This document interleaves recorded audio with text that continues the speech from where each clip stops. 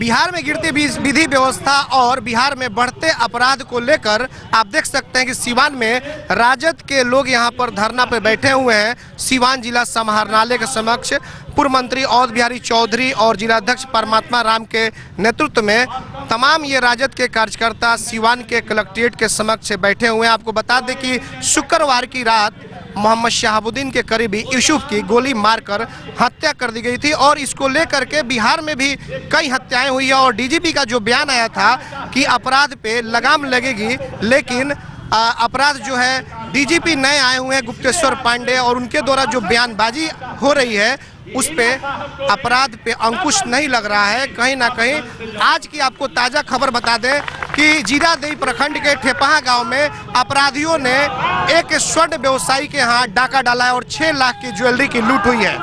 और बीती रात की घटना है, चांप गांव में एक युवक को अपराधियों द्वारा गोली मार दी गई है। तो सीवान में अपराध का ग्राफ काफी बढ़ गया है, जिसको लेकर तमाम आरजेडी के कार्यकर्ता यहाँ पे धरना पे बैठे हुए हैं। बिहार सरकार से ये मांग कर रहे हैं कि आखिरकार क्यों बिहार में अपराध का ग्राफ बढ़ गया है, सुशासन बाबू की सरकार क्या कर रही है और बिहार के पुलिस के वो लोग क्या कर रहे हैं जो दावा कर रहे हैं कि अब अपराध पे अंकुश लगाया जाएगा।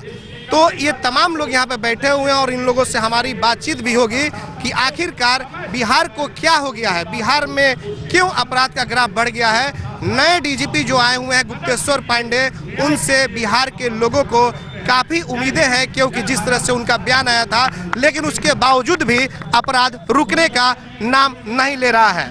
थोड़ा सा हम बात करेंगे पूर्व मंत्री अवध बिहारी चौधरी से हम बात करेंगे। मंत्री जी, अपराध का ग्राफ काफी बढ़ा हुआ है, यूसुफ हत्याकांड, कई लोगों की हत्याएं हुई है, बिहार के डीजीपी का बयान आ रहा है कि अब अपराधियों को जवाब गोली से देंगे, क्या मान रहे हैं आप इसको? देखिए, डीजीपी साहब आए हुए हैं, अभी बहुत तुरंत आए हैं। उन्होंने जो बयान दिया, अब हमको और बिहार के लोगों को अच्छा लगा होगा कि एक अपराधियों को सुधार करना चाहते हैं, अपराध रोकना चाहते हैं। तो हम लोग तो पूरा आश्वासन और उनके बयान पर प्रसन्नता प्रकट किए हैं। अब देखें कि वो बयान में कितना प्रतिशत खरा उतरते हैं या नहीं उतरते हैं। चाहते हैं कि अपराध जो बिहार में बढ़ा हुआ है, अपराधी जो बेलगाम हो गए हैं, भिन्न भिन्न तरह के क्रिमिनल घटनाएं घट रही है, तो शासन जो है टाइट नहीं है, लगता है कि शासन का इकबाल ख़त्म हो गया है, इसलिए नीचे के लोग डरते नहीं हैं। तो सही तरीक़ा से वो काम करें, हालांकि उम्मीद नहीं है कि अब उनके नियंत्रण के चीज़ रह गया है। तो अब हम लोग जो जन आंदोलन, मतलब जो गांधी जी का रास्ता सत्य अहिंसा और जो आंदोलन के तरीके हैं, उस तरह से हम लोग आंदोलन करके जनता को जागृत करके, गोलबंद करके हम लोग इन अपराध और अपराधियों से लड़ने का काम करें। एक सवाल और होगा कि आपको क्या लग रहा है कि मोहम्मद शहाबुद्दीन के एक लोगों को, जैसे कि मिनहाज हत्याकांड, राशिद सरकार हत्याकांड, यूसुफ हत्याकांड, ऐसे कई, फिरोज हत्याकांड, कई और लोग हैं, एक एक करके लोगों को टारगेट किया जा रहा है, इससे आप क्या मानते हैं, टारगेट करने का मकसद क्या है? देखिए, राष्ट्रीय जनता दल के कार्यकर्ता ये काफ़ी संयमित तरीके से रहने वाले लोग हैं और ये लोग पूरे मतलब जो नाजायज़ होता है उस नाजायज़ को जनता के बीच दिखलाने का काम करते हैं कि यह नाजायज़ है। शासन के लोग घबरा गए हैं और घबरा जाने की वजह से जो राष्ट्रीय जनता दल के कार्यकर्ता है, उसको जो बढ़िया लोग हैं या उससे संबंधित लोग हैं, उसको ये लोग लक्ष्य करके ख़त्म करने के लिए योजना बनाए हुए हैं। हम चार्ज करते हैं शासन को कि वो व्यवस्था को देखें और इसमें सुधार करें। क्या लग रहा है आपको, सीवान के एसपी से अपराध पे अंकुश नहीं लग रहा है? सीवान के एसपी से नहीं, हम कहना चाहते हैं शासन जो है बिल्कुल निरंकुश है, निरंकुश है।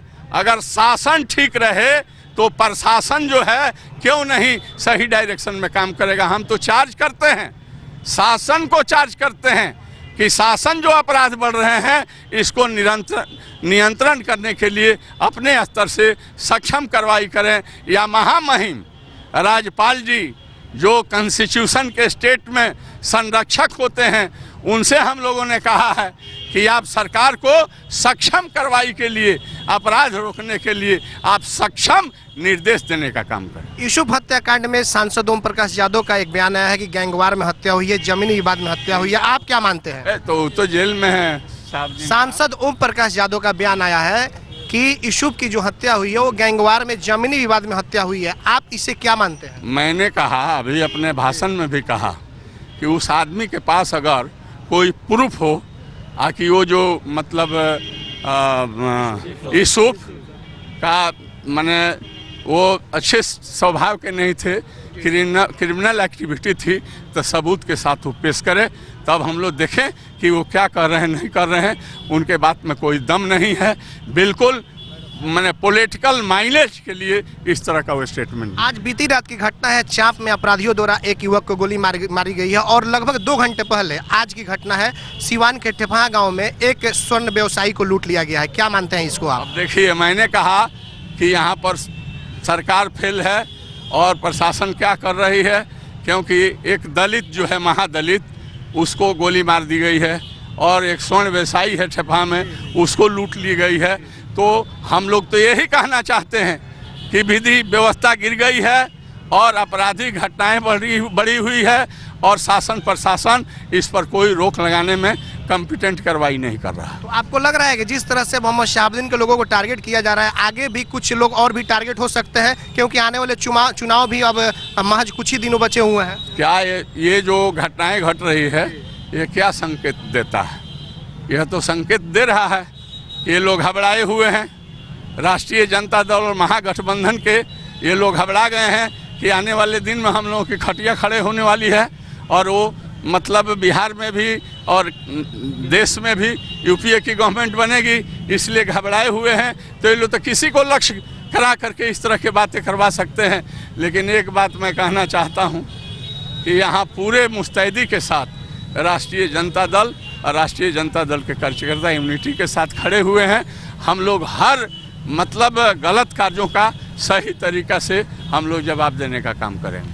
हमारे साथ मौजूद है लीलावती गिरी, इनसे भी जानना चाहेंगे। लीलावती गिरी जी, आप काफ़ी करीबी रही हुई हैं, चाहे वो हिना साहब हो या फिर मोहम्मद शहाबुद्दीन हो, और काफ़ी करीबी वो लड़का है यूसुफ, आपको क्या लग रहा है हत्या क्यों कराई गई उसकी? अब ये तो नहीं बता सकते हैं कि हत्या क्यों कराई गई, क्योंकि वो क्रिकेटर था, वो सामाजिक लड़का था, समाज के बीच में रहता था, बहुत अच्छा स्वभाव का था। अब हत्या क्यों कराई गई अभी तो हम लोग नहीं बता सकते हैं। हो सकता है कि हम लोग का जो राजनीतिक कद है, राष्ट्रीय जनता दल का राजनीतिक कद है, उससे लोगों ने घबरा कर इस तरह का अंजाम दिया हो। राजद के इस धरना में हमारे साथ मौजूद है महाराजगंज के पूर्व सांसद प्रभुनाथ सिंह के प्रवक्ता सुरेंद्र पांडे जी। आपसे हम जानना चाहेंगे, जो आज धरना दिया गया था, क्या कुछ मांगे थी आप लोगों की बिहार सरकार से? एकदम अपराधियों को अविलंब गिरफ्तार किया जाए। बिहार में विधि व्यवस्था गिर गई है, इसका एकमात्र कारण नीतीश कुमार जी हैं। कहा गया है कि किसी भी देश का संविधान ना अच्छा होता है ना बुरा होता है, उसको कार्यान्वित करने वाला व्यक्ति उसे अच्छा या बुरा बना देता है। नीतीश कुमार के पहले भी मुख्यमंत्री लोग थे इस बिहार में, जब विधि व्यवस्था समान रूप से चल रही थी, लेकिन जब से नीतीश कुमार इस बिहार के मुख्यमंत्री बने हैं, विधि व्यवस्था गिर गई है। सभी जगह हत्याओं का दौर शुरू हो गया है, वो भी राष्ट्रीय जनता दल और उसके जो समर्थक हैं उनकी ज़्यादा हत्याएँ हो रही है। आपको क्या लग रहा है कि आखिर यूसुफ की जो हत्या हुई है या शहाबुद्दीन के एक लोगों को टारगेट करके जो हत्या किया जा रहा है, इसका कारण क्या मान रहे हैं आप? विशुद्ध रूप से पॉलिटिकल हत्या है और राष्ट्रीय जनता दल के कार्यकर्ताओं की और हिना साहब की, शहाबुद्दीन साहब की या मनोबल गिराने की एकमात्र एक साजिश है। FIR में नाम है, निश्चित रूप से उनकी भी गिरफ्तारी होनी चाहिए, यह मेरी मांग है। आपको लग रहा है बिहार में अपराध का काफी बढ़ गया है? निश्चित रूप से। आप मीडिया के लोग हैं, आप हमसे ज़्यादा जानते हैं, आप टोटल पॉलिटिकल पार्टी के लोगों के साथ में आप इंटरव्यू लेते हैं। आप ही बताइए कि अपराध बढ़ा है कि नहीं बिहार में। मैं तो डंका की चोट पर कहता हूं कि बिहार में अपराध का ग्राफ काफ़ी बढ़ गया है। तो आखिर कैसे कम होगा? धरना करने से कम हो जाएगा या आप लोगों को सड़क पर आना पड़ेगा जनता के साथ? अरे धरना इस सड़क पर आने का एक माध्यम है। धरना है, हम लोग महात्मा गांधी के अहिंसा पर चलने वाले लोग हैं। हम लोग अहिंसा के चलते नीतीश कुमार को इस गद्दी से हटा देंगे और जिस रोज महागठबंधन की सरकार बनेगी, निश्चित रूप से अपराध में कमी आ जाएगी। आज तो पुलिस वाले जो हैं वह नीतीश कुमार के इशारे पर काम कर रहे हैं। आप मीडिया के लोग हैं, आप चलिए रोड पे और आप देखिए, जो पुलिस हेमलेट के नाम पर मोटरसाइकिल वाला का शोषण कर रही है, उस पुलिस अगर मोटरसाइकिल चलाती है, उसके शरीर पर हेमलेट नहीं है, उसको कौन गिरफ्तार करेगा? आरक्षी अधीक्षक गिरफ्तार करेंगे? उसके जो ड्राइवर है पुलिस थाना में, उसके पास लाइसेंस नहीं है गाड़ी हाँकने का, और वह आदमी दूसरे को अरेस्टिंग का आदेश देता है। यह हास्पद नहीं तो और क्या है? आपको लग रहा है कि सीवान के जो पुलिस अधीक्षक हैं इनसे क्राइम कंट्रोल यहाँ पर हो रहा है? यह तो मैं नहीं बता सकता हूँ, लेकिन निश्चित रूप से उनको अपराध कंट्रोल करना चाहिए, इसलिए कि जिला के कप्तान है। अगर कप्तान असफल हो जाए तो निश्चित रूप से अपराध बढ़ जाएगा। कैमरा पर्सन सोमेश के साथ चंदन कुमार, ATN लाइव, सीवान।